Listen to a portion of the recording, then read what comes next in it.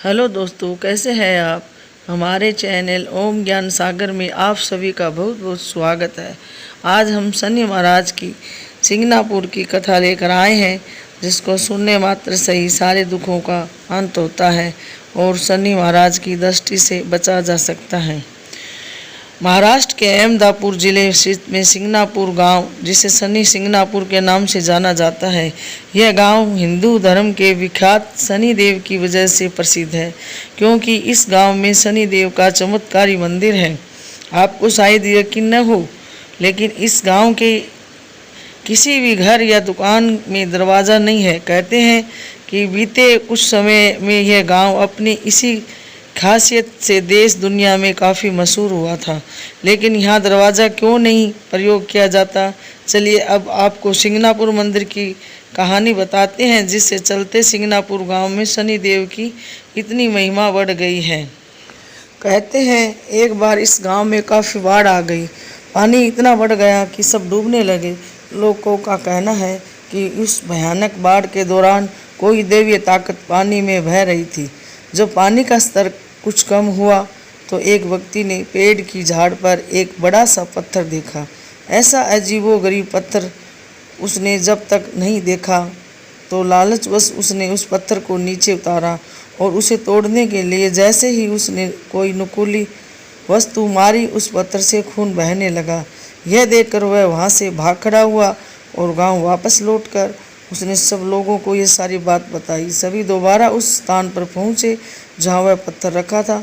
सभी उसे देख चौकन्ने रह गए, लेकिन उसकी समझ में यह नहीं आ रहा था कि आखिरकार इस चमत्कारी पत्थर का क्या करें।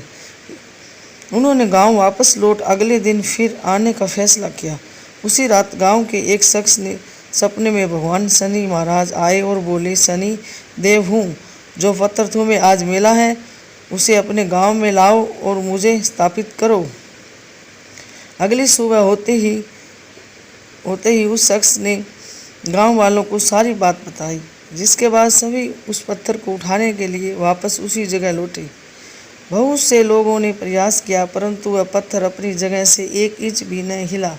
काफ़ी देर तक कोशिश करने के बाद गांव वालों ने यह विचार बनाया कि वापस लौट चलते हैं और कल पत्थर को उठाने के नए तरीके के साथ आएंगे। उस रात फिर से शनिदेव उस शख्स को सपने में आए और उसे यह बात कही कि पत्थर कैसे उठाया जा सकता है। उन्होंने बताया कि मैं उस स्थान से तभी हिलूँगा जब मुझे उठाने वाले लोग मामा भांजे के रिश्ते में होंगे। तभी से यह मान्यता है कि इस मंदिर में यदि मामा भांजे दर्शन करने आ जाए तो अधिक फायदा होता है। उसके बाद पत्थर को उठाकर एक बड़े से मैदान में सूर्य की रोशनी के तले स्थापित किया गया। आज सिंगनापुर गांव के शनि सिंगनापुर मंदिर में यदि आप जाए तो प्रवेश करने के बाद कुछ आगे चल के ही आपको खुला मैदान दिखाई देगा। उस जगह के बीचों बीच स्थापित ही शनि देव जी की यहाँ जाने वाले अवस्था लोग केसरी रंग के वस्त्र पहनकर ही जाते हैं।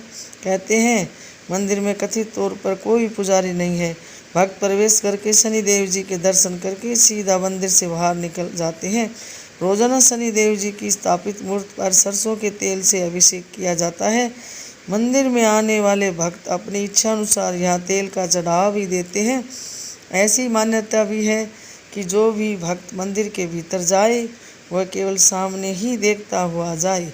उसे पीछे से कोई भी आवाज़ लगाए तो मुड़कर देखना नहीं है।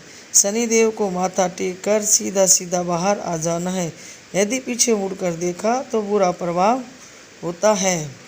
शनि की 7.5 और ढैया के दौरान शनिवार को व्रत रखने के साथ शनि व्रत की कहानी भी सुनना विशेष रूप से फलदायक होती है।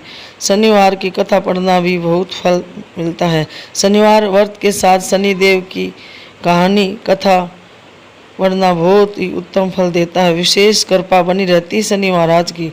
तो चलिए जानते हैं कि क्या शनिवार की व्रता कथा किस तरह शुभ फल देती है। एक बार की बात है कि सभी 9 ग्रह यथा सूर्य, चंद्रमा, मंगल, बुध, बृहस्पति, शुक्र, शनि और राहु और केतु में विवाद छिड़ गया। इनमें से सब कौन बड़ा है, सभी आपस में लड़ने लगे और कोई निर्णय न होने पर देवराज इंद्र के पास निर्णय कराने पहुँचे। घबरा कर देव इंद्र उन्होंने निर्णय करने में असमर्थता जताई, परंतु उन्होंने कहा कि इस समय पृथ्वी राजा विक्रमादित्य है, जो कि अन्य न्यायप्रिय है, वे ही इसका निर्णय कर सकते हैं। सभी ग्रह एक साथ राजा विक्रमादित्य के पास पहुँचे और अपना विवाद बताया, साथ ही निर्णय के लिए भी कहा। राजा विक्रमादित्य इस समस्या से चिंतित थे, क्योंकि वे जानते थे कि जिस किसी को भी छोटा बताया वहीं क्रोधित तो उठेगा। तब राजा को एक उपाय सूझा। उन्होंने स्वर्ण, रजत, कांस्य, पीतल, रांगा, शीशा, जस्ता, अभ्रक और लोहा से 9 सिंहासन बनवाए और उनमें से इसी क्रम से रख दिया। फिर उनसे निवेदन किया कि आप सभी अपने सिंहासन पर स्थान ग्रहण करें। जो भी अंतिम सिंहासन पर बैठेगा वही सबसे छोटा कहलाएगा। इसके अनुसार सिंहासन सबसे बाद में होने के कारण शनिदेव सबसे बाद में बैठे, तो वही सबसे छोटा कहलाया। शनिदेव को लगा कि राजा ने ऐसा जानकर किया है, और वह गुस्से में राजा से बोले, राजा तू मुझे नहीं जानता। सूर्य 1 राशि में 1 महीना, चंद्रमा 2.25 महीना 2 दिन, मंगल 1.5 महीना, बृहस्पति 13 महीने व बुध और शुक्र 1-1 महीने विचरण करते हैं। लेकिन मैं 2.5 साल 7 साल तक रहता हूँ। बड़े बड़ों का मैंने विनाश किया है। श्री राम की 7.5 आई तो उन्हें वनवास हो गया। रावण की आई तो उसकी लंका को वानरों की सेना से हारना होना पड़ा। अब तुम सावधान रहना। ऐसा कहकर कुपित होते हुए शनिदेव वहाँ से चले गए। अन्य देवता खुशी खुशी चले गए। कुछ समय बाद राजा की 7.5 आई। तब शनि घोड़ों के सौदागर बनकर वहां आए। उनके साथ कई बढ़िया घोड़े थे। राजा ने यह समाचार सुना, अपने अश्व को लेकर खरीदने के लिए आज्ञा दी। उसमें से अच्छे घोड़े खरीद के वह सर्वोत्तम घोड़े को राजा को सवारी हेतु दिया। राजा जो ही उस घोड़े पर बैठा, वह घोड़ा सरपट वन की ओर भागा। विभीषण वन में पहुंचकर अंतर्ध्यान हो गया। अब राजा भूख प्यास से भटकता रहा। तब एक ग्वाले ने उसे पानी पिलाया। राजा ने प्रसन्न होकर उसे अपनी अंगूठी दी। वह अंगूठी देखकर राजा नगर को चल दिया। वहाँ अपना नाम उज्जैन निवासी विक्का बताया। वहाँ एक सेठ की दुकान में उसने जल इत्यादि पिया और कुछ देर आराम किया। भाग्यवश उस दिन सेठ की खूब कमाई बिक्री हुई। सेठ ने उसे खाना इत्यादि कराने के लिए खुश होकर अपने घर साथ ले गए। वहाँ उसने एक खूंटी पर देखा कि एक हार टंगा हुआ है। जैसे खूंटी हार निगल रही है, थोड़ी देर में पूरा हार गायब था। तब सेठ ने आने पर देखा कि हार गायब है। सेठ ने समझा कि विक्का ने ही उसे चुराया है। उसने विक्का को कोतवाल के पास पकड़वा दिया। राजा का बहुत ही फिर उस नगर के राजा ने भी विक्का को चोर समझकर उसके हाथ पैर कटवा दिए और नगर के बाहर फेंकवा दिया। वहाँ से एक तेली निकल रहा था। जैसे दया आई उसको, और उसने विक्का को अपनी गाड़ी में बैठाया और अपनी जीप से बैलों को हाँकने लगा। उस समय राजा की शनि दशा समाप्त हो गई और वर्षा ऋतु आने पर राजा महल मल्हार गाने लगा। राजा जिस नगर में था, वहाँ की राजकुमारी मन भावनी को बहुत अच्छी लगी, पसंद आई। उसने मन ही मन प्रण कर लिया कि वह उस राग गाने वाले से ही विवाह करेगी। राजकुमारी ने दासी से राग गाने वाले को ढूंढने को भेजा। दासी ने बताया कि वह एक चौरंगिया अपाहिज है, परंतु राजकुमारी ना मानी। अगले ही दिन से उठते ही वह अनशन पर बैठ गई। विवाह करेगी तो उसी से करेगी। बहुत समझाने पर भी राजकुमारी नहीं मानी, तो राजा ने उस तेली को बुला भेजा और विवाह की तैयारी करने को कहा। फिर वहाँ उसका विवाह राजकुमारी के साथ हो गया। सपने में दिए राजा को शनिदेव ने दर्शन। तब एक दिन सोते हुए स्वप्न में शनिदेव ने राजा से कहा, राजन देखा तुमने मुझे छोटा बताकर कितना दुख झेला है। तब राजा ने उससे क्षमा मांगी और प्रार्थना करते हुए कहा कि हे शनिदेव, जैसा दुख मुझे दिया है किसी और को मत देना। शनिदेव मान गए और कहा कि जो मेरी कथा और व्रत करेगा उसे मेरी दशा में कोई दुख नहीं होगा। जो भी व्यक्ति रोज मेरा ध्यान करेगा और चींटियों को आटा डालेगा, उसकी सभी मनोकामना पूर्ण होगी। और शनिदेव ने राजा को हाथ पैर वापस कर दिए। प्रातःकाल आँख खुलने पर राजकुमारी ने देखा तो वह आश्चर्यचकित रह गई और विक्का से उसने बताया कि वह उज्जैन का राजा है, विक्रमादित्य। सभी अत्यंत प्रसन्न हुए। सेठ ने जब सुना तो वह राजा के पैरों पर गिर क्षमा मांगने लगा। राजा ने कहा कि वह तो शनिदेव का क्रोध था, इसमें किसी की कोई दोष नहीं है। सेठ ने फिर भी निवेदन किया कि मुझे शांति तब ही मिलेगी जब आप मेरे घर चलकर भोजन करेंगे। सेठ ने अपने घर नाना प्रकार के व्यंजन, मिठाई सत्कार किया राजा का। साथ ही वन ने देखा कि जो खूंटी की हार निगल गई थी वही अब उसे उगल रही थी। सेठ ने अनेक मोहरे देकर राजा को धन्यवाद किया। सेठ ने राजा ने से अपनी कन्या श्री कंवरी का विवाह भी करने का निवेदन किया। राजा ने स्वीकार कर लिया। कुछ समय बाद राजा अपनी दोनों रानियों मन भावनी और श्री कंवरी को शाही उपहार सहित लेकर उज्जैन नगरी को चले। वहाँ राजा के राजवासियों ने सीमा पर खूब आदर सत्कार किया। सारे नगर में दीपमाला बनाई गई। राजा ने घोषणा की कि मैं शनिदेव को सबसे छोटा बताया था, जबकि असल में वही सर्वव्यापी है। सबसे सारे राज्य में शनिदेव की पूजा और नियमित होने लगी।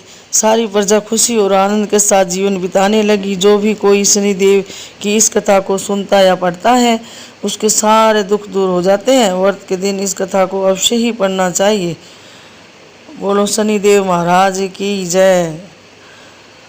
दोस्तों हमें कमेंट करके बताएं कि हमारी वीडियो कैसी लगी। आगे भी आपको ऐसी ही वीडियो और भी देखने को मिलेगी। हमारे चैनल को सब्सक्राइब करें, वीडियो को लाइक करें और अपने परिवार दोस्तों के साथ शेयर करें। तो चलिए शनिदेव को मनाने के लिए आपको कुछ उपाय बताते हैं जिसके करने से आपके अच्छे दिन लौट आएंगे। शनिदेव की कृपा पाने के लिए अपने माता पिता का सम्मान करें और उनकी सेवा करें। यदि आप अपने माता पिता से दूर रहते हैं तो उन्हें फ़ोन से या फिर मन ही मन प्रतिदिन प्रणाम करें। यदि आप पर शनि का ढैया या साढ़े साथी चल रही है, आप खुद को तमाम परेशानियों से घिरा पा रहे हैं, तो शमी के वृक्ष की जड़ को काले कपड़े में पिरोकर शनिवार की शाम दाहिने हाथ में बांध तथा ओम प्रा प्री प्रो शनिचराय नमः मंत्र का 3 माला जाप करें। शनि से जुड़े दोष दूर करने या फिर उसकी कृपा पाने के लिए शिव की उपासना एक सिद्ध उपाय है। नियमित पूर्व शिव स्रोत या शिव के पंचाक्षरी मंत्र का पाठ करने से शनि का प्रकोप भय जाता रहता है और सभी बाधाएं दूर होती हैं। भगवान शिव की तरह उसके अंशावतार बजरंगबली का साधना से शनि से जुड़ी दिक्कतें दूर हो जाती है। कुंडली में शनि से जुड़े दोष हो दूर करने के लिए प्रतिदिन सुंदरकांड का पाठ करें और हनुमान जी के मंदिर में जाकर अपनी क्षमता के अनुसार कुछ मीठा प्रसाद चढ़ाएं। शनिदेव के प्रकोप को शांत करने के लिए यह मंत्र काफ़ी प्रभावी है। सूर्य पुत्रो ध्रिय धमो विशालाक्ष शिवप्रिय मंदाचारः प्रसन्नात्मा पीड़ा देहतु में शनि। शमी का वृक्ष घर में लगाए और नियमित रूप से उसकी पूजा करें। उससे न सिर्फ आपके घर का वास्तु दोष दूर होगा बल्कि शनिदेव की कृपा भी बनी रहेगी। शनिवार के दिन शनि महाराज को नीले रंग का फूल चढ़ाएं और काले रंग की बाती और तिल के तेल से दीपक जलाएं। साथ ही शनिवार के दिन महाराज दशरथ का लिखा शनि स्रोत पढ़े। तो बोलिए जय शनिदेव महाराज की जय। हमारे चैनल को सब्सक्राइब करें और वीडियो को लाइक करें और अपने दोस्तों के साथ शेयर करें। धन्यवाद।